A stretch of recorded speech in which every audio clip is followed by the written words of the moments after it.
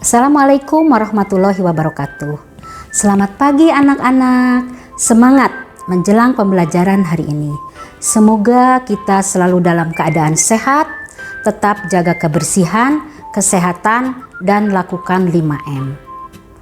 Mencuci tangan dengan sabun dan air yang mengalir, memakai masker jika keluar rumah, menjaga jarak, menghindari kerumunan, dan mengurangi mobilitas. Alhamdulillah kita dapat bertemu kembali dengan saya, Ibu Ise, di pembelajaran hari ini. Sebelum memulai, mari kita berdoa dulu. Semoga ilmu yang akan kita dapat hari ini berkah dan bermanfaat.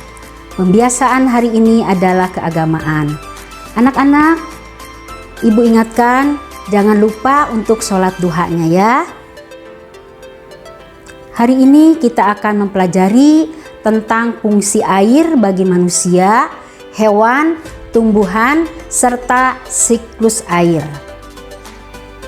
Kalian diharapkan dapat memahami fungsi air bagi manusia, hewan, dan tumbuhan, serta menjelaskan siklus air. Kalian juga akan berlatih mengerjakan soal latihan-latihannya ya.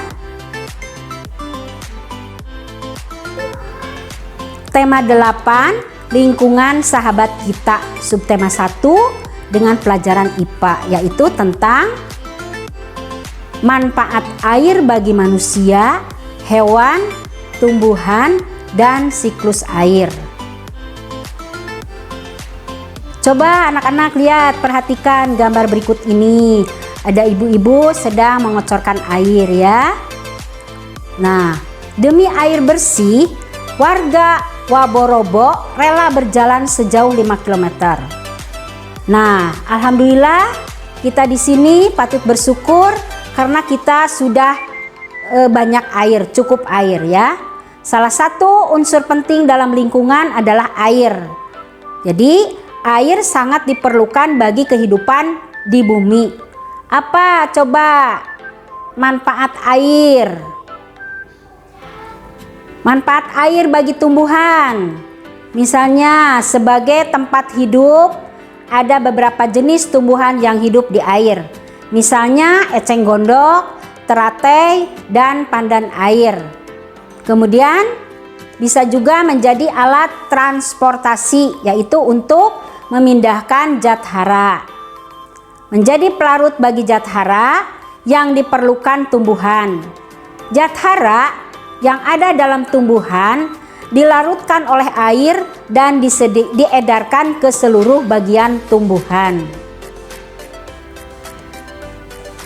dan menjadi bahan dasar fotosintesis. Tanpa adanya air, fotosintesis tidak dapat berlangsung. Nah, sekarang manfaat air bagi hewan, yaitu untuk minum.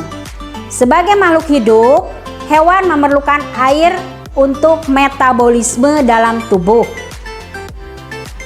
Kemudian juga hewan membutuhkan air untuk membersihkan tubuhnya. Misalnya saja kerbau biasanya membersihkan tubuhnya dengan cara masuk ke dalam air. Kemudian untuk produksi susu bagi hewan yang menyusui seperti kambing dan sapi, air sangat berperan dalam proses produksi susu. Dan sebagai tempat hidup, ada beberapa hewan yang hidup di air, misalnya berbagai jenis ikan, udang, lumba-lumba, dan ikan paus. Nah, sekarang manfaat bagi manusia, yaitu sebagai keperluan rumah tangga. Misalnya, air dapat digunakan untuk apa? Untuk minum, untuk masak, mandi, mencuci, dan mengepel lantai. Juga digunakan untuk pembangkit tenaga listrik yang sangat dibutuhkan oleh sektor industri.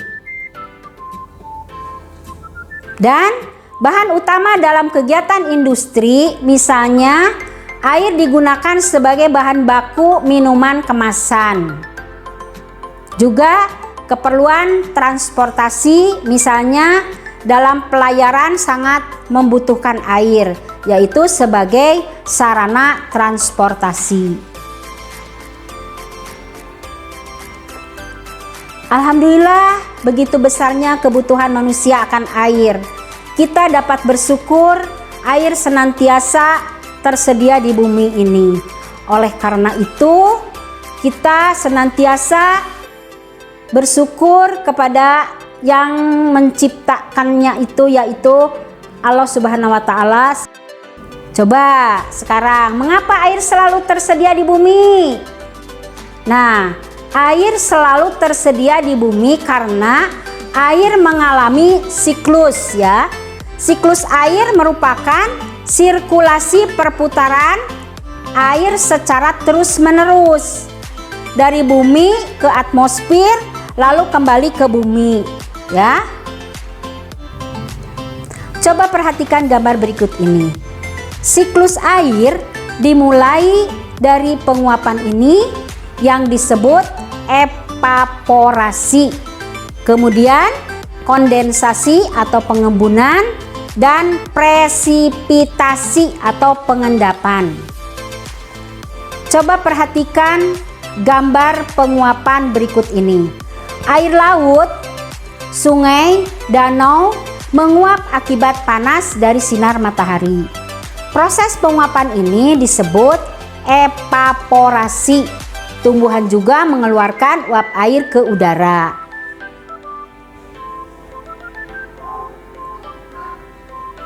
Sekarang kondensasi atau pengembunan, ketika suhu turun, uap air akan berubah menjadi titik-titik air.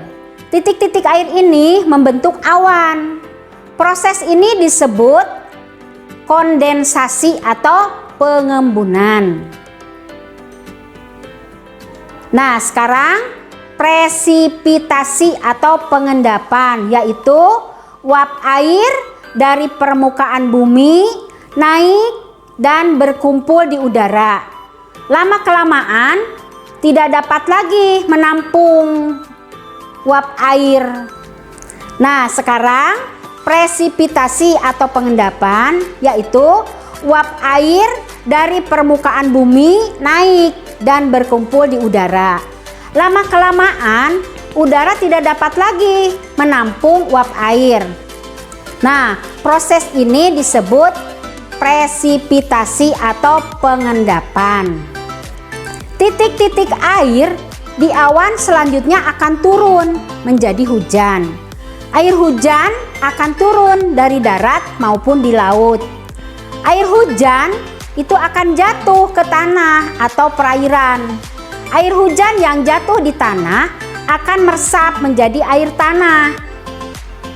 Nah, selanjutnya air tanah keluar melalui sumur. Air tanah juga akan merembes ke danau atau sungai. Air hujan yang jatuh ke perairan, misalnya sungai atau danau, akan menambah jumlah air di tempat tersebut. Selanjutnya, air sungai akan mengalir ke laut, namun sebagian air sungai dapat menguap kembali. Air laut, air sungai, dan tumbuhan menguap menjadi awan, membentuk awan. Nah, proses siklus air ini mengulang kembali. Nah, kesimpulan dari proses siklus air itu dapat disimpulkan bahwa sebenarnya jumlah air di bumi secara keseluruhan cenderung tetap, hanya wujud dan tempatnya yang berubah. Nah, tugas hari ini adalah setelah kalian menyimak video mengenai siklus air ini, gambarlah bagan siklus air tersebut dengan penjelasannya, kemudian tampilkan dalam bentuk video kepada ibu dan bapak guru. Sekian pembelajaran hari ini, semoga bermanfaat. Sampai berjumpa di pembelajaran selanjutnya. Terima kasih, tetap semangat, tetap sehat, Bojong Koneng bisa. Wassalamualaikum warahmatullahi wabarakatuh.